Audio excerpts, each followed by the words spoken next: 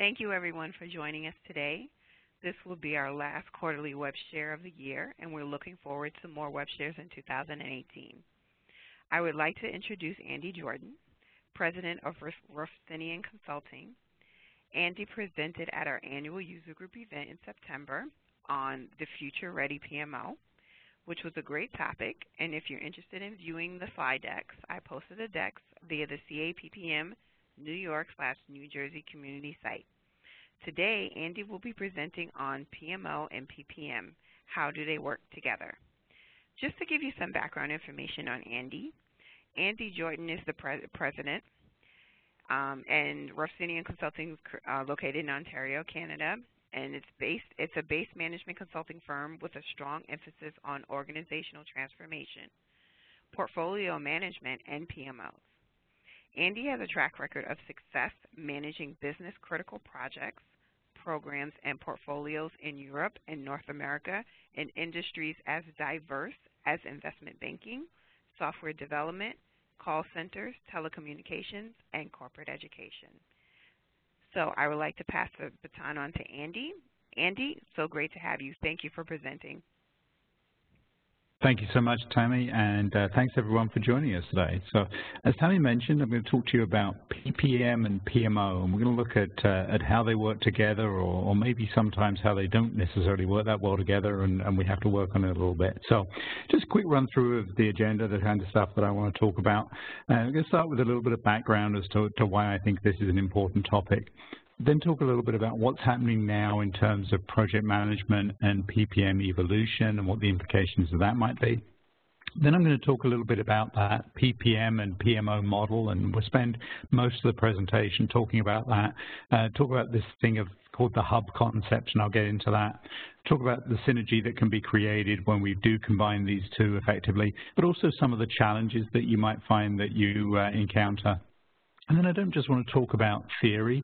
I want to actually give you some practical sort of guidelines as to how you can actually implement this kind of concept in your organization, or if you're already trying to do PPM within your PMOs, how you might be able to improve things, and give you a few sort of hints at some warning signs that you might want to watch out for at different levels of the organization, and then just wrap up with a couple of comments around the fact that this isn't something that you ever finish, but you know, it's a little bit of an ongoing journey that you'll be experiencing. So let me get straight into the content, and we'll start with this idea of the background. If you think about most traditional PMOs, they may have many different functions, they may have many different areas where they support the organization, but most of that support is traditionally what I call down and in. It's from the PMO down into project execution, and it's very inward looking. It's focused on project managers and project teams. It's looking at what's happening inside the projects. So the relationships that the PMO develops may exist a little bit beyond that direct project execution function, but the strongest PMO relationships are with the project managers themselves. Maybe a little bit with the teams, maybe a little bit with resource owners, but generally PMs. When we communicate from a PMO out standpoint, most of that communication is related to status. It's about what's happening on a project. It'll be a dashboard that consolidates project status reports, or it'll be an update on issues that are being experienced. It may be even something like an audit report or a control and compliance report, depending on the nature of the PMO. You know, how many projects are completing things within the agreed upon timeframes? How many projects are filling out all the templates they're supposed to do? What's the process compliance like? That kind of stuff. The focus is very much on project issues. It's very much project-based.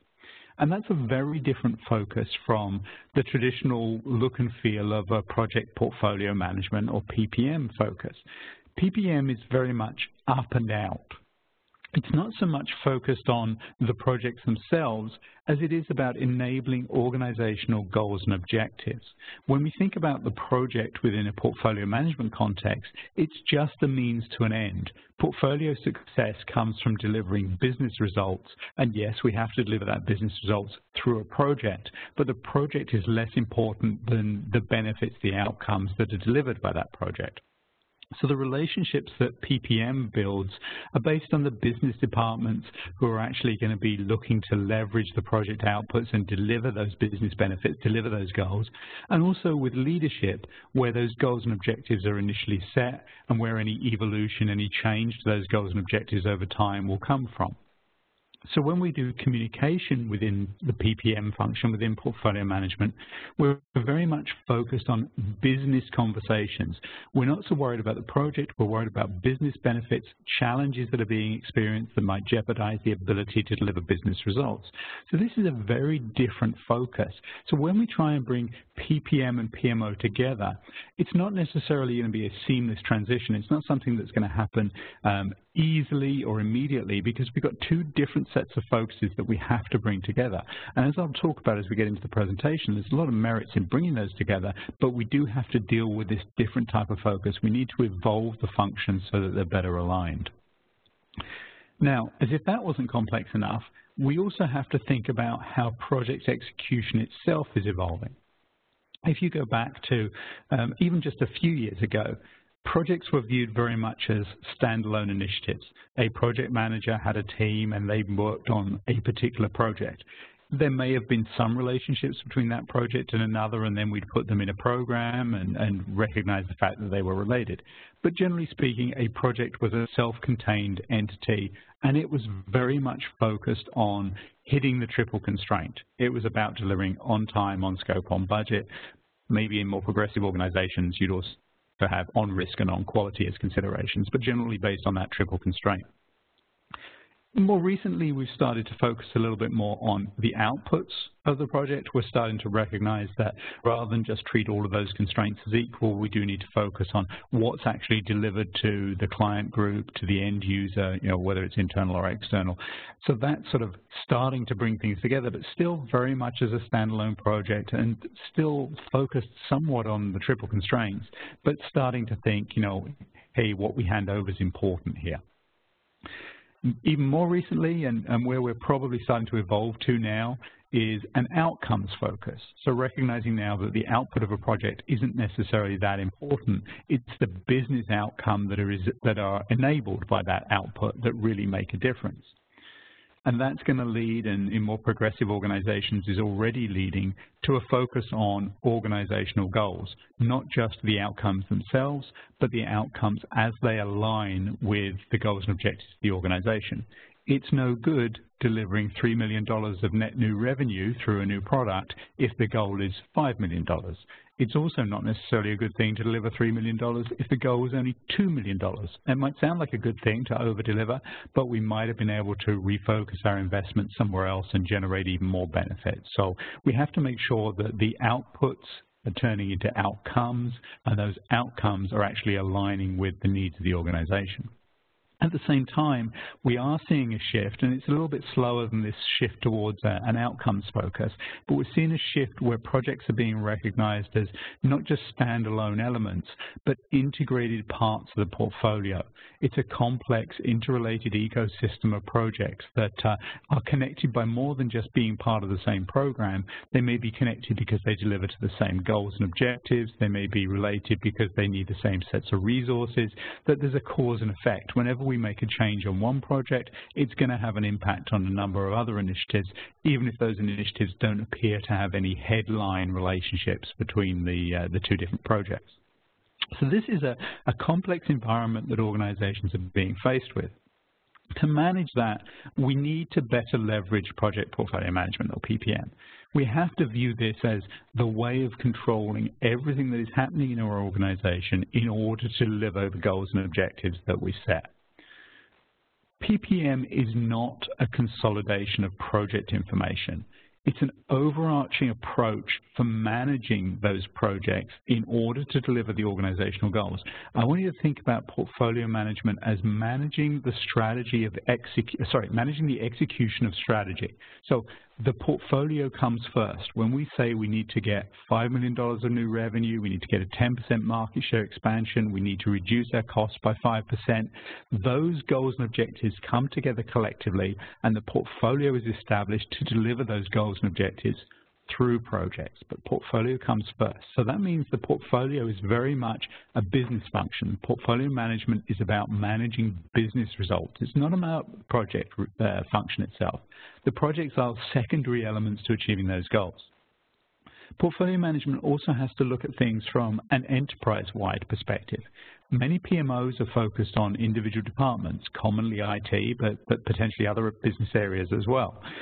When we're thinking about the portfolio, especially the enterprise, the strategic portfolio that looks at those transformative initiatives that actually help the organization to move forward, that's very much across the whole enterprise. It has to somewhat ignore individual business functions because it's managing across all of them.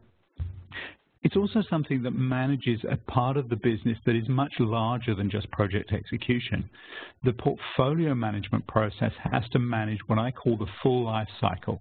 So that's from generating and capturing ideas as to the kind of projects we could develop, the opportunities we have, the challenges that we need to resolve, all the way through the business casing process, through any portfolio modeling that we might do, through project selection, through the project execution piece, which is where we typically think of project management, but then also on to the benefits realization to make sure that the outputs that we hand over to our business users turn into the outcomes that align with our goals and objectives. Portfolio management has to manage that process, has to hold the stakeholders accountable for achieving that. It does deliver success through project execution. Don't want you to think that portfolios are totally separate from projects. We still have to deliver those strategic goals and objectives through the vehicle of projects. But those projects are only a means to an end. They're only a way of achieving the end results. They're not the be-all and end-all of everything. When we think about the portfolio management reach, it really is very different to projects. From a breadth standpoint, as I mentioned, it's across all of the departments, all of the organizational business areas that are involved in the portfolio. It covers all of the strategic goals.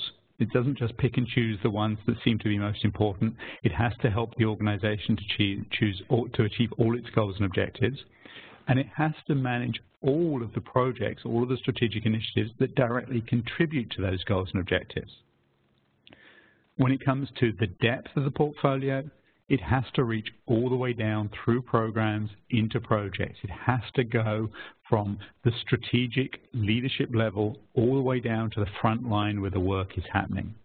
And from a timeline standpoint, portfolio management never really ends. One of the key things about a project we know is it has a beginning and an end. We know it's a unique endeavor, all that good stuff that PMI taught us when we first started learning project management. A portfolio doesn't really have that. We tend to think of a portfolio as being, aligned with a reporting period, with a year perhaps, the 2018 portfolio. But really and truly, that's not the case. We're going to be managing the portfolio on an ongoing basis. We'll have projects that we do in 2018 that are finishing up initiatives in 2017, maybe even 2016. We're going to be starting projects in 2018 that won't actually contribute to goals until 2019 or 2020. That's perfectly okay, because portfolio management is an ongoing business function. It also has to make sure that it is handling every single aspect of that portfolio process, as I mentioned earlier, from the idea generation to benefits realization and all the way in between. On the right-hand side there, I've noted that within the parameters the portfolio is managed, we've got these enterprise initiatives, the business transformation initiatives, or then any additional initiatives that we put in there. The implications of that are it's not every single project. Not every single project that is undertaken by the organization directly aligns with the strategic goals. It doesn't mean they're not important. It just means they don't have to be managed centrally as part of that portfolio. If we have a number of server refresh initiatives or we have a number of internal IT initiatives, those don't have to be managed within the enterprise portfolio because they're only supporting IT. They still have to be delivered though. And that also leads to the comment that we can have more than one portfolio in the organization. I'm talking here about the strategic portfolio, the enterprise-wide portfolio, but there's no reason why we can't also have an IT portfolio. those projects that are specifically funded by the IT budget in order to deliver the IT goals and objectives. And that may well include some of the server refresh or some of the update projects that we think about, some of the security updates, whatever it might be. And the same happens with every other department in the organization. So you may have a departmental portfolio, and then above that, support strategic portfolio that covers the full enterprise. You may also have geographically distributed portfolios for regional offices or for different geographic sales functions, for example. Now, when we think about portfolio management and PMOs, notwithstanding what I said in the first slide around down and in as opposed to up and out, there is a logical alignment between portfolio management and the function of a PMO. Both are focused on achieving results through project execution. From a PMO standpoint, we're looking specifically at the mechanics of that execution a lot of the time. From a portfolio management standpoint, we're looking at the business benefits that come as a result of that execution. But it's still alignment on project execution. Both are concerned with ensuring that the performance of those projects is optimized in order to achieve results. The results that we're looking for might traditionally be different. You know, the portfolio is looking at business results, goals and objectives. The PMO may be looking more at compliance, or it may be looking at performance against resource utilization, or even against the triple constraint. There's nothing wrong with that focus. The different goals are inevitable, but the focus on optimizing performance against those goals is still the same. Both PPM and PMOs need to leverage information from individual projects, and a lot of that information is the same for the traditional PMO focus as it is for portfolio management. It's about taking what is happening in our projects and understanding whether or not we need to make adjustments, whether or not that's an adjustment for project delivery or whether that's an adjustment in order to maintain alignment between the goals and objectives and the work that's actually going on. And then both are concerned with effectively distributing information to all of the project teams from different areas of the business. From a PMO standpoint, that may be more information about how projects have to happen or any requirements for additional reporting or whatever it might be. Whereas with PPM, we're more concerned with communication around a shifting goal or objective, a new priority, a requirement that we are introducing to shift something in one of our projects. But it's still about communicating effectively from the source, leadership, PMO, departments, wherever it might be, to the destination, the project teams. So there's a lot of obvious alignment that we can consider as we go through this. I also want you to think as the PPM function in a well-managed, well-integrated PMO as being the hub for everything else that happens. And I need to spend a little bit of time here making a distinction between an individual PMO and what I call a PMO infrastructure. I mentioned just now that I'm thinking here predominantly about strategic portfolio, the enterprise portfolio, the initiatives that transform the organization. So I see that aligned very much with a strategic PMO, a PMO that exists for the entire enterprise but looks specifically at delivering those major strategic initiatives. That may be a part of, or it may be very closely related to, what you and your organizations will think of as an ePMO. I make a slight distinction there in that I think of an ePMO as more focused on delivering economies of scale. So it may be a way to standardize a project approach across all business areas and manage it centrally. So we don't need individual departmental PMOs to manage that. We manage it centrally and we save money on administration. That's an ePMO function. It may well be the same physical office, it may be the same leader, it may be the same people as the strategic PMO function, but the strategic PMO function is focused more on the portfolio delivery. So it's a slight demarcation, a slight separation of accountabilities and duties. But I do think, regardless of whether the one office that shares the accountability or that's two separate offices, strategic and enterprise, they need to work together. They need to be part of that same infrastructure. At the same time, we need to add into that infrastructure of PMOs any departmental PMOs that are focused on specific departmental or business vertical projects, any specialist PMO function there that looks at audit and control, looks at center of excellence, training, process enhancement, whatever it might be, any function that is specifically aligned with reporting, whether or not that's physical reporting to executives or whether it's more maintaining the PPM platform, CA PPM, or whichever solution the organization is using. All of those different functions, whether they're structured as part of the same physical office or whether they're split across the organization in multiple PMOs, need to work together as a cohesive whole, if you like, much as a sales function might have regional sales offices, it may have sales departments focused on different products or services, lots of different sales functions spread across an organization, but they're still part of that overall sales operations. They still report into the same executive in charge of sales, and they still have to contribute to that overall sales goal. I see the PMO as being no different to that. There may be multiple physical offices and multiple different reporting locations, but they're all part of that central PMO infrastructure. And portfolio management, especially at a strategic level, has to be the hub of all of that, because that's ultimately where the organization will deliver success. I hope that makes sense. So when we can integrate portfolio management with the PMO effectively, we can do a great job of creating real synergy. And I know synergy is a little bit of a 1990s consultant buzzword, but it still works. It's still a real thing. If we can get everything aligned properly, if we can have everybody pulling in the same direction, we can achieve much more than we could if everything was sort of independent and standing on its own. So when we think about these sort of different levels of PMOs, we can really sort of deliver a lot more when those three levels are all working in the same direction than if they're just standalone, isolated, not really integrated together, not really working closely. From a PPM, or from a strategic PMO standpoint, that's where we need to focus our effort on the portfolio management. I said that was the hub. That's where it has to live.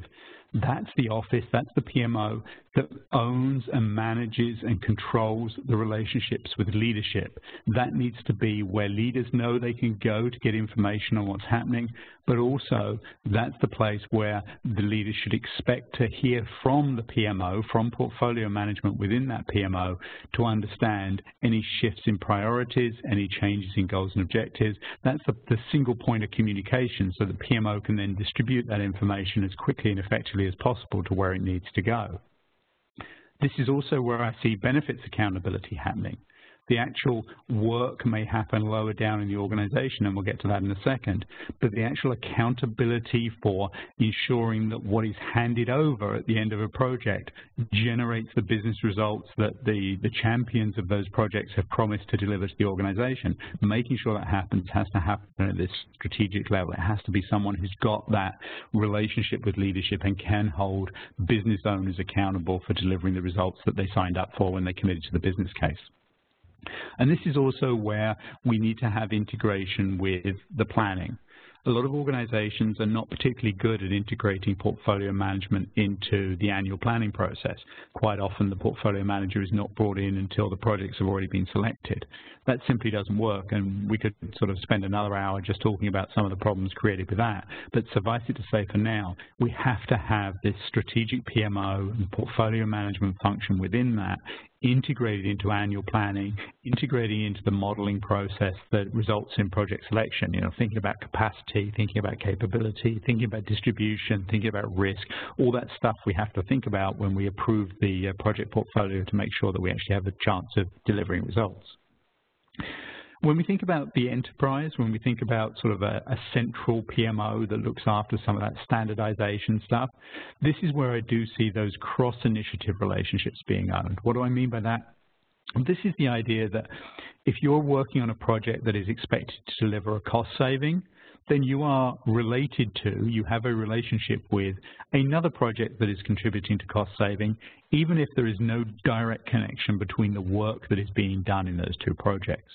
If you have to deliver $2 million and another project has to deliver $3 million in cost reduction, and you find that you're okay on your $2 million, but the other project is only going to achieve $2.5 million, not the $3 million it was expected to, then you potentially have a problem. You may have to change your project to try and increase the saving, or the PPM function may have to initiate a new project that can deliver $500,000 of savings so you can make up that shortfall.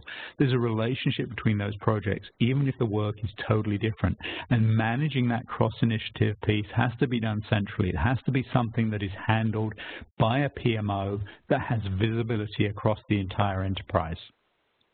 This is also where I see accountability for those shared dependencies and accountabilities. This is where I see the enterprise PMO looking at all of the work that is happening throughout the organization, not just in the strategic portfolio, but in all of the projects that are being undertaken in all of the PMOs or in all of the project teams. So this is where we need to identify where work is related.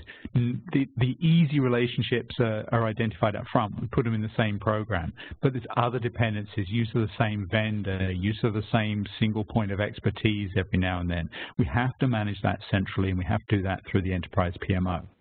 And then logically, the enterprise PMO is also the place where we would do centralized reporting and communication. And if you have an ePMO in place in your organization, you're probably already doing that now. From a departmental PMO standpoint, this is the closest to the work. This is where the people running on project teams, project managers and their staff are going to be closest to the departmental PMO. So this is where I see the frontline monitoring happening. This is, if you like, the early warning system. This is the PMO who is going to be communicating up with the enterprise and strategic PMOs to say, hey, we have a problem. This is where the communication from portfolio management will reach individual project teams via the departmental PMO, because that's where they're going to be having those relationships. They don't have to worry about, hey, who's this so-and-so that just sent me an email? I don't know who that is. They can have a conversation with their PMO lead who does know them and who can provide not just the information, but the context for that information. This is also where project support happens. We need to make sure that support is as close as possible to where the work is being done. And this is also where we integrate change. This is where we manage the inevitable changes. The changes may be driven from higher up in the organization, especially from a portfolio standpoint. It's going to come from leadership. But this is where we actually make it work. We need to have somebody close to the work in order to make sure it's successful. And for the same reason, this is where I see the coaching and mentoring happening. You can't have coaching from somebody who is 5 levels removed. You have to have coaching from somebody who knows the PM, who knows the teams, that can actually provide practical support. This is just a simple example of how those different pieces come together. And don't worry too much about the specific words in the triangles that make up the pyramid. Just think of those different elements as being part of that cohesive whole. All of these project execution functions exist in isolation, but they have to come together in order to deliver that strategic success that sits at the top of the pyramid. If we didn't have all those pieces underneath, that strategic triangle at the top would fall. And I want you to think about this, and I mentioned this briefly before. Think about the PMO infrastructure in the same way as you might think about regional offices for sales or operations. We automatically think of them as being part of the same function. Just because you have a regional sales office in a different part of the country or in a different country, it doesn't mean it's not part of sales. Just because you've got a PMO that is part of a particular business vertical as opposed to part of a central or general management function doesn't mean it's not part of that whole PMO infrastructure. We have to start changing the conversation around PMOs, stop thinking about them in isolation, start thinking about them as part of a larger business function that exists specifically to support the execution of projects to achieve strategic goals. That's the function that we have to think about here. I'm not going to pretend that this is easy. There are going to be challenges. You have to have good alignment across all of the PMOs that exist within the organization. If you don't have alignment, then you create friction. And that means that you are potentially asking a PMO to compromise its own priorities, to compromise what it wants to achieve in order to deliver what the portfolio needs to achieve, what portfolio management needs to achieve. And that can potentially cause some tension, potentially cause some confusion when the project teams are getting a mixed message between the PMO saying this is what we want you to do, and then another PMO or a portfolio management function saying this is what we want you to do, and potentially not having those messages aligned. Also requires a comprehensive and complete communication process to exist across multiple levels of the organization and multiple business areas within the organization. We talked about the PMOs existing in many different business areas. All of those PMOs need to learn to work effectively together. We know that can be done. That happens all the time with sales. We also know that there are problems when that happens. There are occasional points of friction or occasional breakdowns in communication.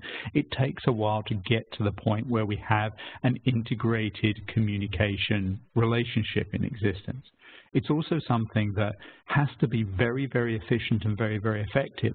We can't lose a week while a message gets from leadership to the frontline PMOs that are looking after the project teams. It has to happen quickly because potentially we're making a change in a project.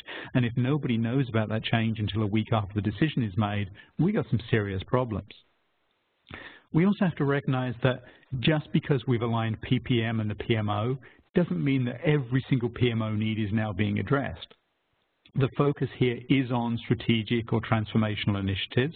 There may be a PMO that looks after a departmental portfolio as well. That's easier to deal with because it's self-contained. But across these levels of PMOs, we're dealing with the strategic stuff, and that doesn't cover all of the work. It may not even cover most of the work that is being done in the organization. And it does focus very much on the portfolio goals of achieving the goals and objectives of the organization, delivering strategic success. That doesn't directly strengthen the ability to execute projects. This is very much focused on business results, not necessarily on project results. So we aren't putting as much time and effort into increasing the capability of individual project managers or of the overall project execution capability within the organization. So that's something that has to happen in parallel to this or as an overlay to all of this if we're going to deliver a comprehensive success. The only way an organization is going to be able to succeed and grow is if we deliver projects effectively and efficiently, and that means that we have to continuously look to improve the quality of project execution, and portfolio management doesn't automatically do that. So that's another area where we have to overlay that capability on top of this relationship. But I'll recognize those challenges exist, but I will say that if you try and manage portfolio management outside of the PMO, that's probably going to be worse. If you don't have the two closely working together, you're almost inevitably going to have a lack of alignment. And when not everybody is pulling in the same direction, then that's a drag, that's an anchor. It's going to slow down performance, it's going to reduce effectiveness and efficiency, and it's definitely going to lead to confusion. At least when you've got alignment in the messaging, any confusion that exists can be resolved fairly quickly. When you've got two totally separate functions that aren't aligned, it may take several weeks to even realize that there's a confusing message that's being delivered, let alone actually get that resolved. We also have, let's try that again. We also have to recognize that PPM cannot deliver anything without project managers and teams. Portfolio management is a great concept, but pardon the expression, it doesn't actually do anything. It's all about management, it's all about alignment, but the actual work that has to happen has to be done by the project teams. Those project teams are usually controlled from a PMO function. So if we don't have alignment between portfolio management and the PMO, we run the risk of not actually being able to deliver anything. And those PMs are used to receiving guidance and structure from the PMO. That's where they look for support. That's where they look for help. It's where they look for direction. So if we integrate PPM with the PMO, it's a natural extension of that to actually be able to deliver. If we create something different, then we're just saying to the project teams, do everything that the PMO is telling you and more, and when they're out of alignment, figure it out quickly. That doesn't help anybody. I also want to talk a little bit about this pseudo PPM PMO, and I know that's a little bit of jargon, but I've seen a lot of organizations, a lot of reluctance to use PMO as a term, especially at more strategic or at high levels of the organization. It might be because there are legacy issues, there are problems in the past when we had a PMO in place and it was perceived as not adding value. So there's sometimes leaders who think, I don't want a PMO, and I've even heard suggestions that PMO stands for P me off because they've had a lot of bad experiences in the past. And as a result of that, it says PM on the slide there, it should say PPM, but PPM is aligned with alternative and new structures within the organization. And I've heard a lot of different terms for this: a strategy office, a strategic project office, a strategic execution office, or a strategic delivery office. I think Gartner or Forrester started referring to it recently as a strategic realization office. I get it. I get the term, I get the need to potentially avoid PMO internally because of historic perception, but let's call it what it is. If it walks like a duck and it talks like a duck, it's a duck. If it looks like a PMO and it acts like a PMO, it's a PMO in all but name. So let's just be aware of what's going on there. Sometimes you can create a strategic function that is specifically different, but in most cases, portfolio management at a strategic level that is aligned with some kind of strategic something office is effectively a strategic PMO in all but name. So how do we actually go about building this model? It's all very well for me to tell you how important it is to bring these things together and to talk about some of the details, but how the heck does it actually get to become real? Well, I want to start here in this top left quadrant of this slide and say you have to design for success. If you don't have that design in place, you're never going to be able to achieve anything. So your modern PMO, your integrated PMO and PPM function has to be really, really narrow, laser-like focus on goal attainment, with PPM core to that entire PMO mandate. Recognize that the PMOs in the organization exist in large part to support the organization's ability to deliver a strategic portfolio. Design around that model and build out, and you'll have a lot better chance of success. When you do start building, build everything around a foundation of integration. Don't think about a PMO as a standalone. Think of a PMO as part of an integrated collection of other PMOs that work together for the same goals. So work around the need to operate as part of a communication vehicle, as part of an integrated whole, and integrate those across business areas horizontally and vertically from a departmental to an enterprise to a strategic. When you're actually looking to operate this PMO that you've built, focus around operational effectiveness as the driver of everything. You have to make sure that the performance of the PMO is optimized to deliver business results, because that's ultimately what will define success. No one cares if every single project you deliver is on time, on scope, and on budget, but you don't achieve your strategic goals.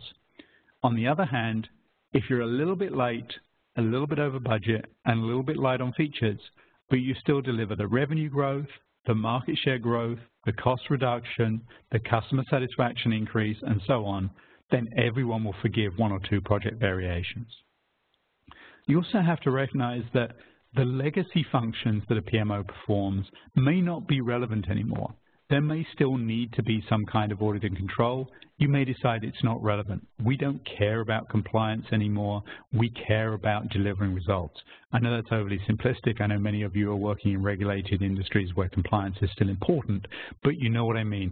The focus is shifting towards business goals. Other elements are becoming less important for the PMO. They may still need to be important in the organization, but not necessarily as a PMO function. And then, of course, to round that out, we have to make sure that we are constantly measuring performance and looking to improve it. The PPM function needs to drive a continuous evolution of the organization. Organizations are having to respond more quickly. Technology is allowing more things to happen than ever before.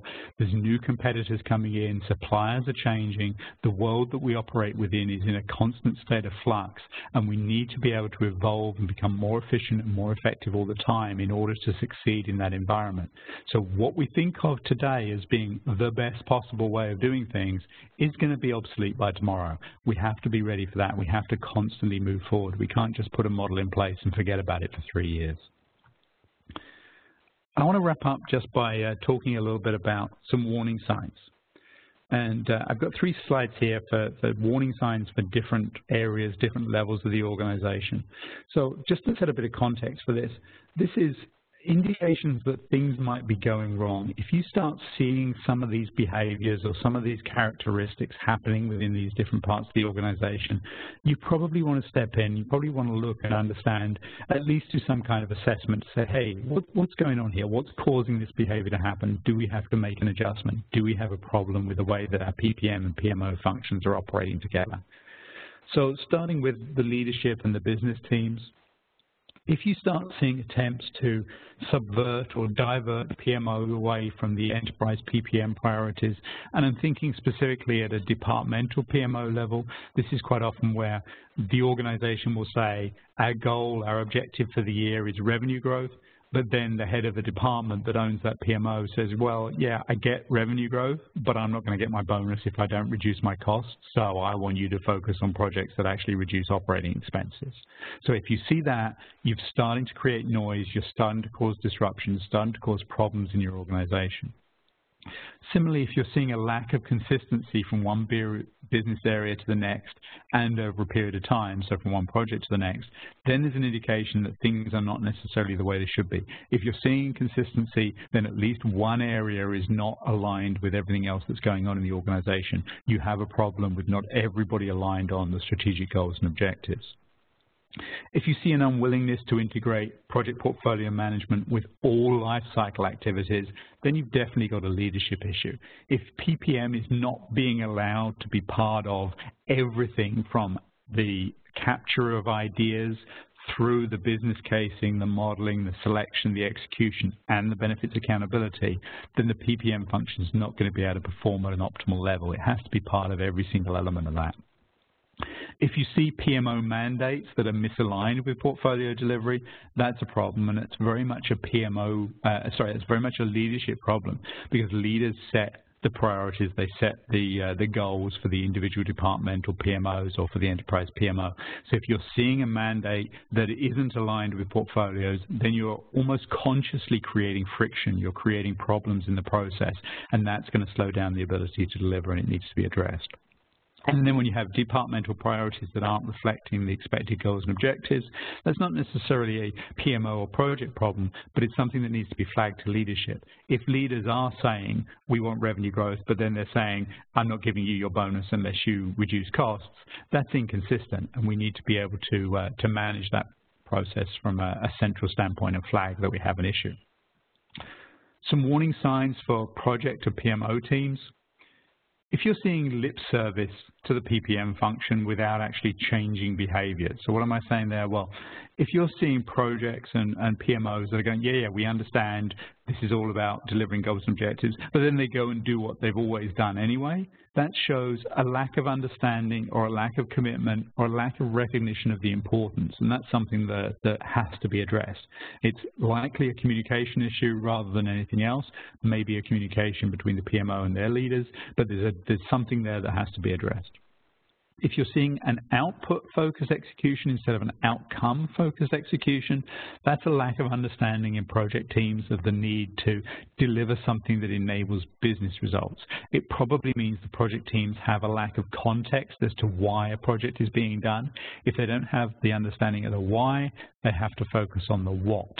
So that's something that you definitely need to address, because otherwise they'll be looking too short-sighted. They'll be looking at making sure that they deliver something on time and on budget, and that something aligns with what they were asked to deliver. They won't necessarily make sure that they're delivering something that is capable of achieving business results. If you're seeing confusion over priorities, that's probably an indication that there is something somewhere in the PMO structure, in the communication structure, that is not working properly. So you need to clarify that. You need to eliminate that confusion. You need to understand where the wrong priority is coming from and do something about that. If you're seeing inconsistent behavior in different project teams or PMOs, whether that's around communications, around alignment, whatever it might be, then you've got a lack of understanding or a lack of commitment, and you need to address that.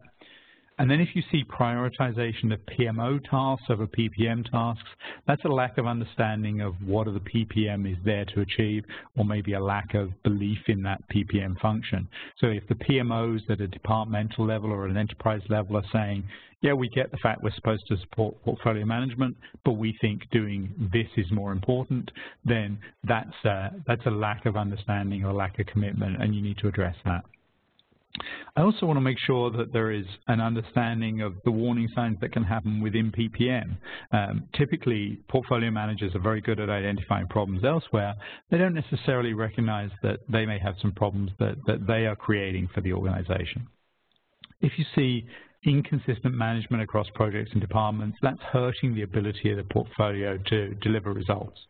At the end of the day, the only way you're going to be able to achieve consistent performance across the entire portfolio is if every single part of the business is being managed in the same way. You're not managing just to achieve revenue goals, you're actually managing to deliver all of the goals. And if that's not happening, then you have a problem. It's natural, I guess, to prioritize some goals over others, especially if the CEO keeps talking about revenue and doesn't talk about cost saving. But at the end of the day, success comes from achieving all of the goals and objectives, not just some of them. If you have a failure to integrate all of the different PPM elements within a PMO environment, that's definitely an indication that you have a problem. If you're not actually looking at the idea generation through benefits realization, you're never going to be able to consistently deliver all elements of success. It may not be your problem that you can't integrate it, but you do have to do something about it. You do have to flag it. You do have to work to address any gaps. If the portfolio manager is diving too deeply into the project specifics rather than retaining a portfolio focus, then that's a problem. You've got an infrastructure in place of PMOs and project teams, project managers who can look after the specifics. In order to be successful, the portfolio manager has to maintain that high-level view. They have to be able to maintain a view of everything that's going on. And if you get too deep in the weeds, then you're going to lose that breadth of vision, and you're not going to be able to see some of the problems that are happening elsewhere. The portfolio manager is still accountable for all that work that happens in the deep levels, but they're not directly responsible for it. They leave the responsibility with the PMOs that are working closer to those teams. And then finally here, if you're second-guessing the PMO and PM functions, then that shows a lack of trust. The only way this is going to work, the only way you're going to be able to maintain and leverage the integration, the commitment, is if the portfolio management function can believe in and trust the project managers and the PMOs to actually deliver. If that trust isn't there, then nothing's going to happen. And we do have to understand why that lack of trust is occurring. Is it an issue with portfolio management? Is it a problem with execution? It could be many different reasons, but that has to be addressed for an organization to be successful. So let me just wrap up then by saying, this isn't something that you can implement today and can then end tomorrow. This is a journey. You're never going to be ever completely done with your integration. Just like you never have mastered soft skills, you can always improve them in some way. This is definitely a journey, and this is just a very simple final closing slide to talk about sort of that cycle of how you actually sort of go about that journey. Nothing rocket science here, but just quickly to go through it. Start with implementing the model, that stuff that we've talked about now. That will get you to that first section of pie, that first wedge of pie there, I guess, the implement piece. Then you have to educate your organization, not just the PMOs and the project managers and project teams, but everybody in your organization as to how this is supposed to work. How do the different executive teams have to work with portfolio management function? How do the different business areas have to work in order to leverage effective and efficiency around this? Then we have to coach people to actually deliver on that. And again, this might mean coaching upwards, not just coaching down into project teams. Once we've got a model in place that is working reasonably well, then we actually have to measure performance. We have to see whether or not we're actually achieving things. The ultimate measure of success is, did we achieve the goals and objectives that we set for the organization? But we want to look for earlier metrics as well, and that'll vary from organization to organization, but you don't want to wait till the end of the year to see if you achieved your goals. You want to look for some early warning signs, and we could spend a lot of time talking about what those might be. Validate performance, or potentially identify areas where you need to adjust based on the results of that measurement, and then identify how you can evolve. Even if you have validated that everything is delivering exactly as it needs to be, then there is an opportunity to improve things. You can do things better. You can evolve further, and that leads to another implementation cycle. So I'm sorry that was a little bit of a deep and meaningful presentation this late in the year as we enter the holiday season, but hopefully that was of useful. And Tammy, I'll hand it back to you. Awesome. Thank you so much, Andy. That was a great presentation. Thank you so much for being able to present with us today. We don't have any questions right now, but I'm sure if people review the presentation or look at the recording, if they have any questions, did you have Sure, there's my... there you go. Yeah, there's my contact details if there's no questions right now. Okay, perfect, perfect. And we look forward to having you again. Thank you so much, Tammy, and thanks everyone for joining us. I appreciate it. Thank you, everyone. Thanks. Bye.